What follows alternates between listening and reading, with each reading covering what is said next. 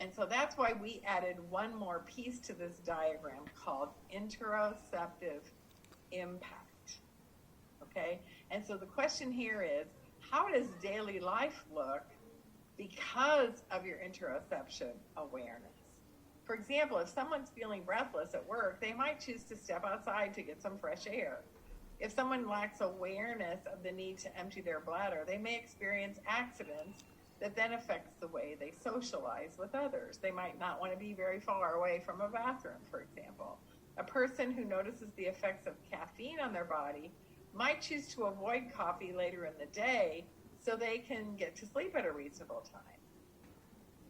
So this idea of interoceptive impact is the sort of looking at all these physiological markers and asking, and so what happens in everyday life because of those things? Interoceptive impact. So here's a diagram kind of putting it all together. At the bottom you can see the heart, the kidneys, the bladder, all the organs that are creating these sensations. On the top left you see body regulation, circulation, temperature, salivation. Those are all the physiological body mechanics that we see. And then over on the right, we see hygiene, sleep, toileting, socializing. This is the interoceptive impact part of the story.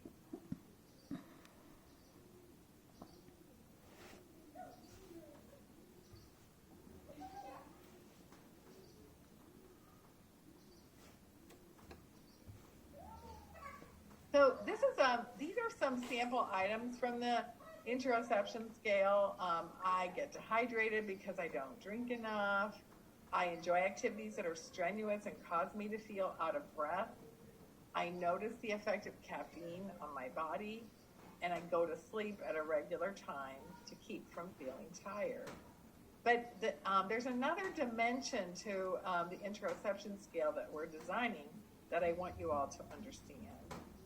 And so here we can see taking those four patterns and intersecting them with three big participation areas: eating, ADLs, activities of daily living, and IADLs, instrumental activities of daily living.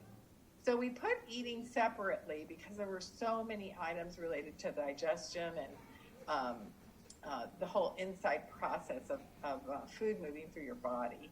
And we separated it out because we had so many eating items.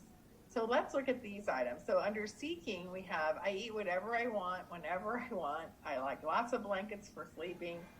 And I enjoy activities that make my heart beat faster.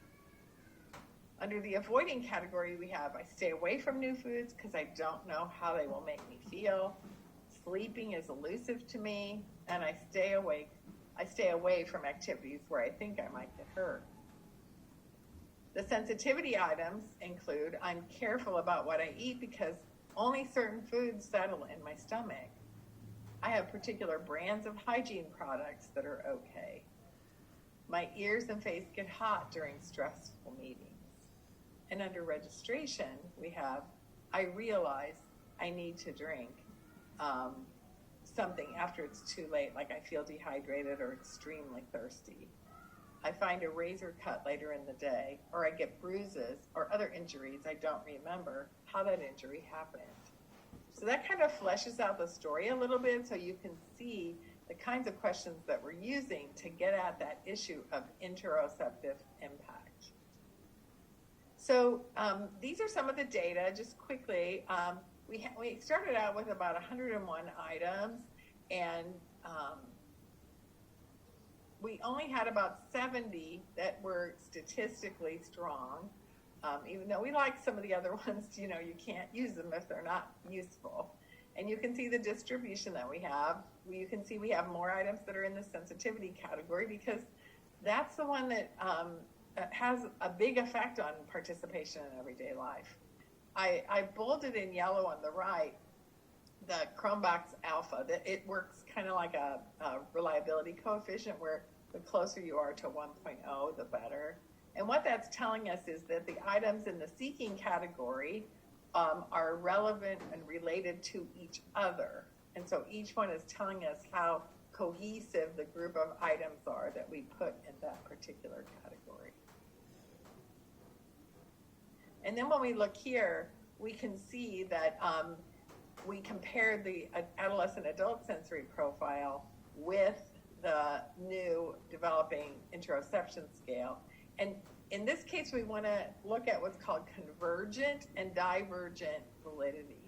So it's good when you have a significant relationship, but it's small to moderate, because what that tells us is the ideas kind of coincide a little bit, but they have some different qualities. If you're going to develop a new assessment, you want it to have qualities that are new to test. If they correlated particularly high, there wouldn't be any need for the new test. So the fact that we have the P levels are good, but the correlations are still small to moderate, tells us that the interoception scale is testing a new factor that we hadn't considered before, but it still correlates with the Dunn's model patterns of seeking, avoiding, sensitivity, and registration.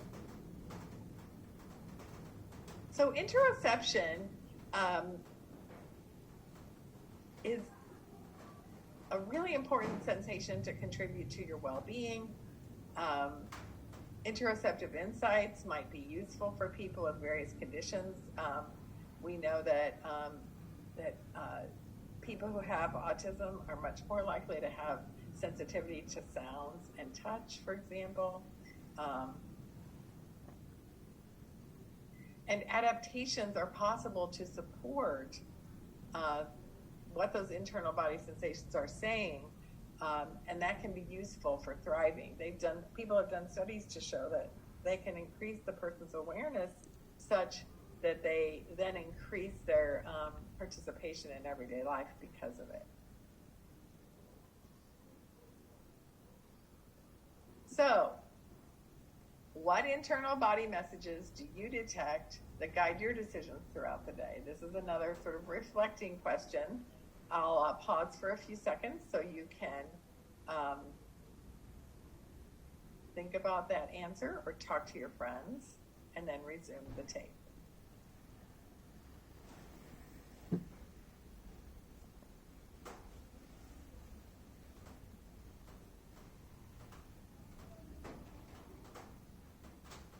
Okay. Our next section in the organizational structure is how do sensory patterns affect our daily lives? So I've kind of intimated how this is happening. I hope you're starting to get the idea of it all. But let's look at it a little bit more detailed.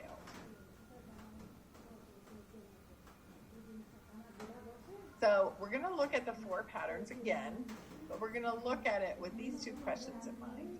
How does a diversity affirming approach work with sensory patterns in mind?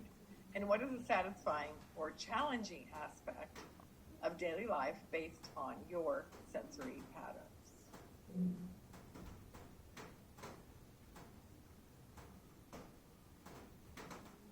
So I want to remind you that there is a handout. It looks like this. It has characteristics of sensory patterns at the top. And I've given you some little tidbits about each sensory pattern on the handout. So I'll wait a few seconds for you to get it together.